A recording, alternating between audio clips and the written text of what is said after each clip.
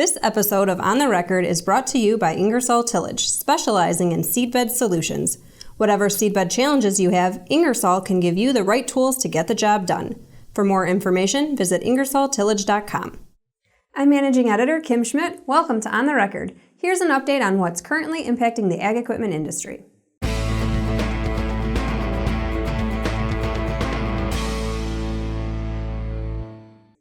On March 16th, North Dakota's Governor Doug Burgum signed into law a bill relating to prohibited practices under farm equipment dealership contracts, dealership transfers, and reimbursement for warranty repair.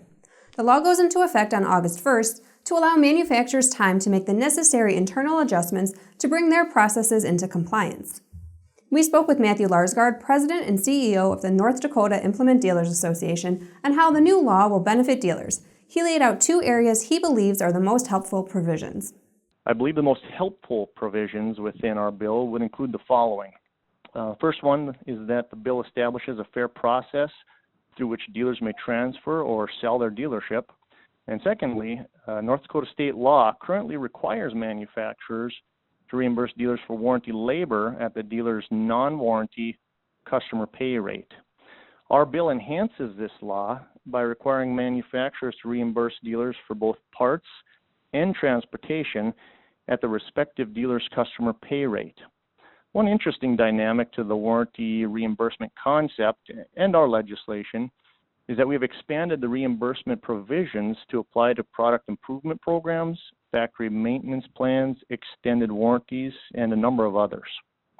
He adds that the legislation was designed to add stability for North Dakota dealers by defining what would be considered an unfair business practice in respect to the requirements that may be placed on them. He notes that the protections for the manufacturer were also built into the law, saying they wanted fairness for both parties. This week's dealer on the move is Meartech Harvest Center, which opened two new full-service class dealerships in Jonesboro, Arkansas, and Sikeston, Missouri. The facilities opened December 1, 2016, and offer services for the full class equipment lineup. Class of America and Meartech's partnership began in July 2016 to grow the business for class products in the Western Delta region. Now here's Jack Zemlicka with the latest from the Technology Corner.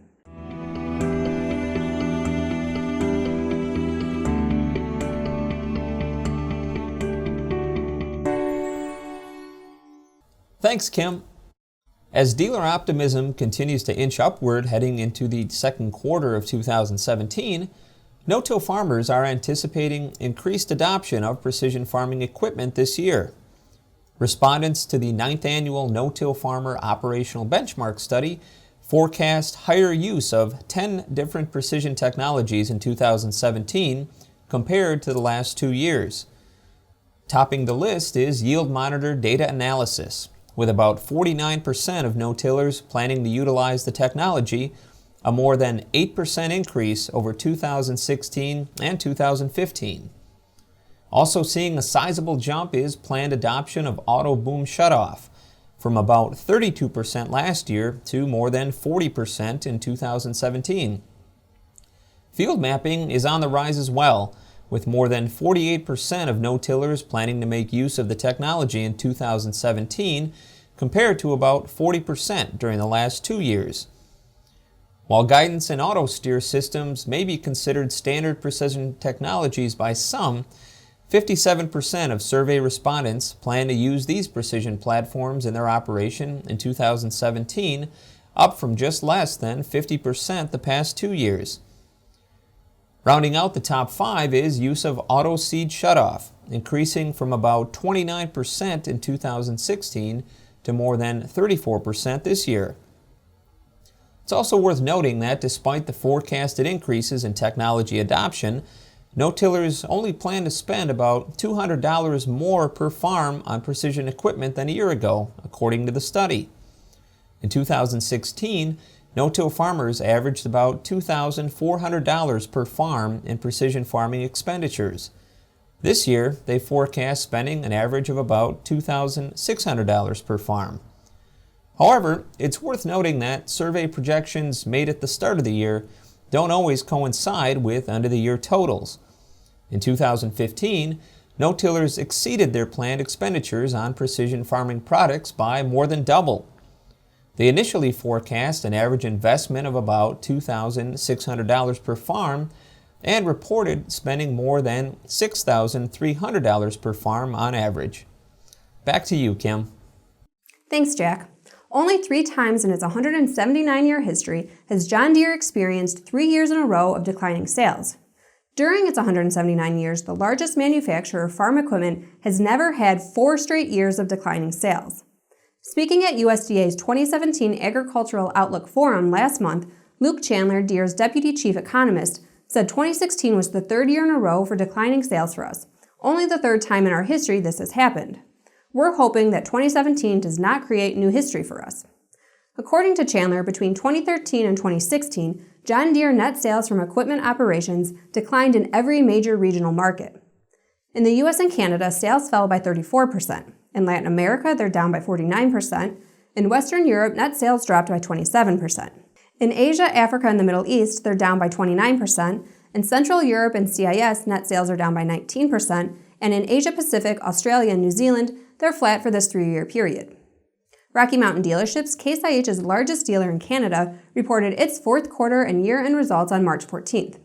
For the full year, sales came in at $930.4 million, a drop of 4.6% versus the previous year. 4th quarter sales were in line with the same period of 2015 at $285.7 million. The dealership group made strides in inventory reduction both for the quarter and the full year. Inventory declined by $2.9 million in the 4th quarter. During 2016, Rocky lowered its equipment inventory by $57.1 million to $403 million, surpassing the targeted reduction for the year. Commenting on Rocky's results, Ben Cherniewski, analyst with Raymond James, notes the company has been plagued by self-inflicted problems over the last few years. But he adds, "We believe management has done a good job restructuring its challenged operations and making the proverbial silk purse out of a sow's ear. Costs have been cut, inventories are down, and debt has been reduced. There's still more work to be done and demand has yet to rebound, but the market appears to be firming with more quoting activity and longer OEM lead times." John Deere's largest dealer group in Western Canada, Service Equipment, reported its 2016 year-end results on March 15th. Revenues for the year came in at $1.1 billion, down 2% from 2015. For the quarter, revenues came in at $271.9 million, up 5.5% versus the same period in 2015. Ag equipment revenues for the quarter were $179.4 million, up 16.6% versus the 4th quarter of 2015. For the full year, revenues from Ag were up 3.9% at $739 million. The dealership reduced inventories by $20 million from the previous quarter and by $63 million year over year. Cherniewski notes that the end market demands appear to have bottomed, but he says he doesn't see any evidence that significant revenue growth is poised to resume this year.